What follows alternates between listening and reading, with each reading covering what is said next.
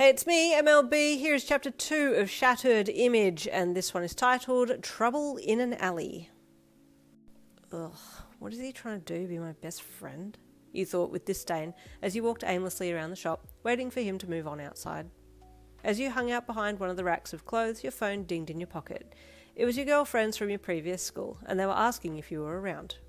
You peeped out from behind the rack of clothes and had seen that the guy from your class had gotten, so stepped out and made to head for the door of the shop to leave, but then you paused and looked down.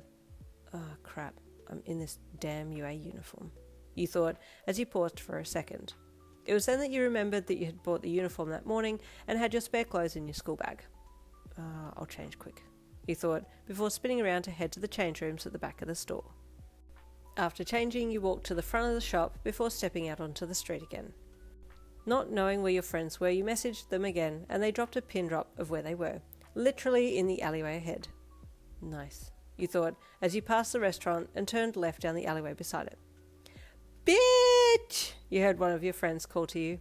Hey, smelly butt, you replied with a grin, opening your arms to engulf this petite girlie with black crisscross tights, little black miniskirt and a yellow crop top on, her black fluffy ears and tail making her an eye-catching look. Where you been, girl? You just died for reals, she pouted, letting you go. Ugh, it sucks, but I'm at a new school now, you said, as you poked your tongue out and made a gagging face. Your other two friends chuckled in the background, one girl sitting on a heap of stacked crates, a vape in between her fingers, and a plume of smoke puffing out from between her lips, and the other lying on her back on the lid of a garbage bin, two orange horns sticking straight up from her scalp. Which school, babes? The black-eared vixen asked as she turned and jumped up onto the crate next to your other friend with the vape. Just some lame one near here, it's not even worth mentioning, you said with an eye roll as you dropped your bag down and walked over to your friend lying on the bin. Move, bitch, you added as you approached her. Find your own seat, you smelly pirate hooker, she cajoled as she scooted over. Love you. Love you too, you said with a fist bump to her.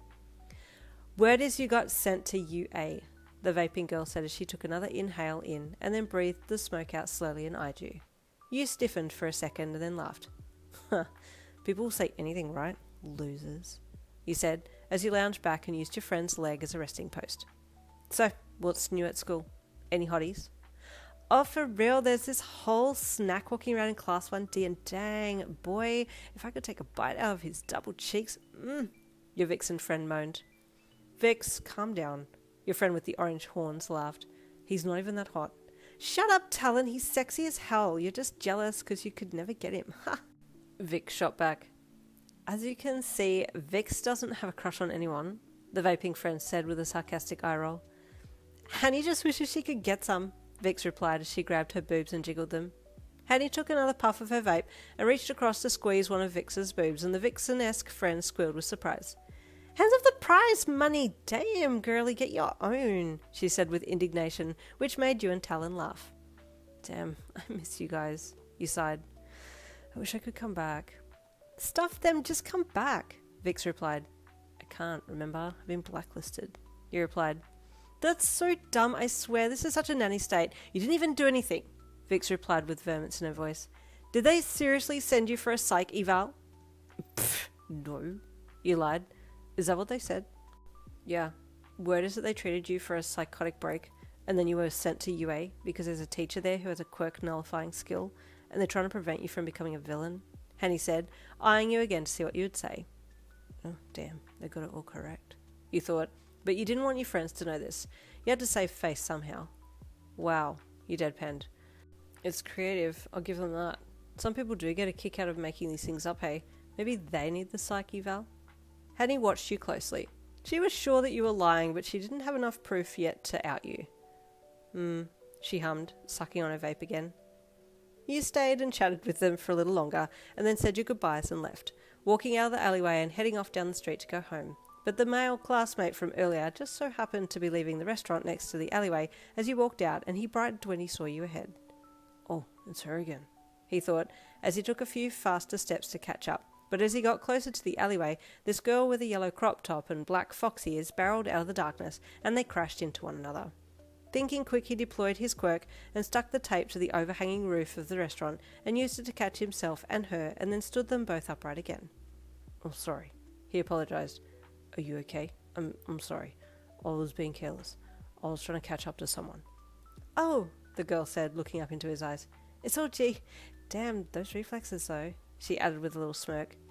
Who was you trying to catch, boy? You could catch me. Sero blushed as he let her go. Sorry, she's a new classmate of mine, and it's not like that. She seems a little lonely, and we like the same band, so I wanted to...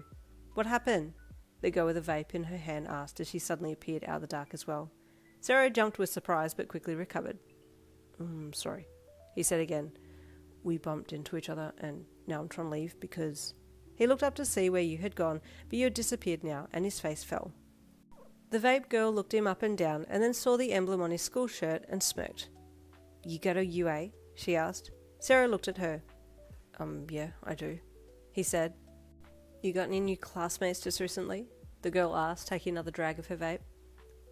Yeah, actually, Sero said, a puzzled look crossing his face. Why do you ask? Just then another girl came out of the dark with orange horns on her head. Wait, you're at UA? She asked him. Do you know Yinlin? He scrunched his nose in thought. There's a girl who started today, and I don't know her very well at all. I don't even know her name, in fact. She's kept to herself. I only spoke to her about her favourite band. What was her favourite band name? The vaping girl asked pointedly. Sero gave it, and the vaping girl smirked. That's Yin's favourite band, the girl with the orange horn said. Did you say you saw this classmate just before and you wanted to try and catch up to her? The black fox-eared girl asked him, still standing way too close for his liking. He nodded, trying to step away from her a bit. The girls all looked at each other. I bet it's her, the vaping girl said. But she said she didn't go to UA, the black fox-eared girl replied. She did, didn't she? The vaping girl added, a look on her face that made Sero's skin crawl a little. Why would she lie to us? The orange-horned girl asked, slightly crestfallen at the thought of you not telling them the truth. Yeah, right. We're friends, right?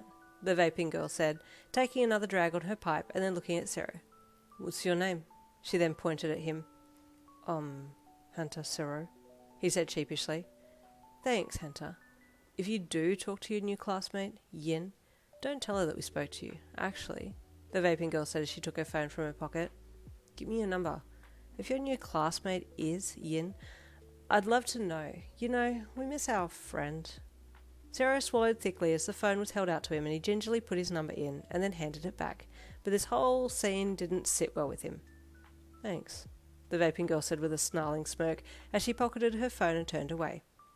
Wait, take my number too. We could have a great time, baby.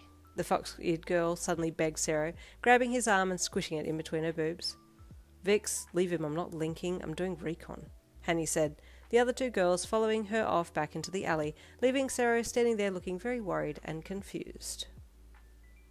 Oh, it seems like a little bit of a downhill slide at the moment. Stay tuned for chapter 3 coming tomorrow. I'll see you then.